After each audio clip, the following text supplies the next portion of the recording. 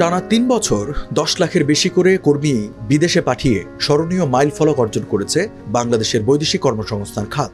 ২০২৪ সালে মোট ১০,১১,৮৫৬ জন কর্মী বিদেশে গেছেন, যা বার্ষিক হিসেবে দেশের ইতিহাসে তৃতীয় সর্বোচ্চ। গত বছর দেশে আসা রেমিটেন্সের পরিমাণও রেকর্ড $২৬.৮৮ বিলিয়ন পৌঁছেছে বলে জানিয়েছে জনশক্তি, কর্মসংস্থান ও প্রশিক্ষণ ব্যুরো BMET। ২০২৪ সালে সৌদি আরব সর্বোচ্চ ৬,২৮,০০০ বাংলাদেশি কর্মী নিয়েছে, যা একক বছরে কোনো দেশের জন্য সর্বোচ্চ সংখ্যা। শুধু ডিসেম্বরেই সৌদি আরবে ৮৬,৮৬৬ জন বাংলাদেশি কর্মী গেছেন, যা ৪৭ মাসের মধ্যে মাসিক ভিত্তিতে সর্বোচ্চ নিয়োগ। তবে এই সাফল্যের মাঝেও কাজ না পাওয়া এবং প্রতারণা সংক্রান্ত চ্যালেঞ্জগুলো গুরুত্বপূর্ণ ইস্যু হিসেবে উঠে এসেছে। ২০২৪ সালে প্রতারিত অভিবাসীদের কাছ থেকে ৫,০০০-এরও বেশি অভিযোগ পেয়েছে BMET।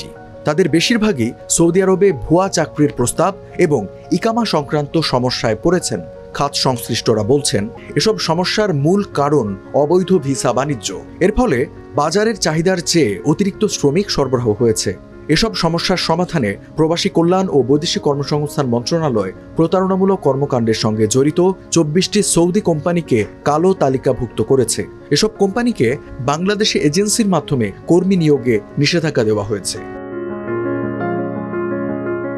এদিকে সৌদি আরবের ওপর বাংলাদেশের অতিরিক্ত নির্ভরতা নিয়ে উদ্বেগ প্রকাশ করেছেন অভিবাসন বিশেষজ্ঞরা। ২০২৪ সালে বিদেশগামী মোট শ্রমিকের ৬২% গেছেন এই উপসাগরীয় দেশে।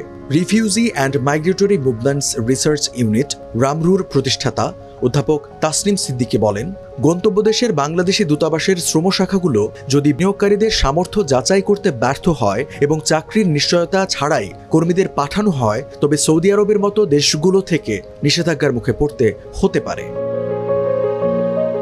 তিনি আরও বলেন, নতুন বাজার উন্মুক্ত হলে বাংলাদেশ ও গন্তব্য দেশের রিক্রুটমেন্ট এজেন্সিগুলো প্রায়ই বিপুল সংখ্যক কর্মী পাঠায়। তবে পর্যাপ্ত যাচাই বাছাই না হলে বিশৃঙ্খলা এবং নিষেধাজ্ঞার ঝুঁকি তৈরি হয়।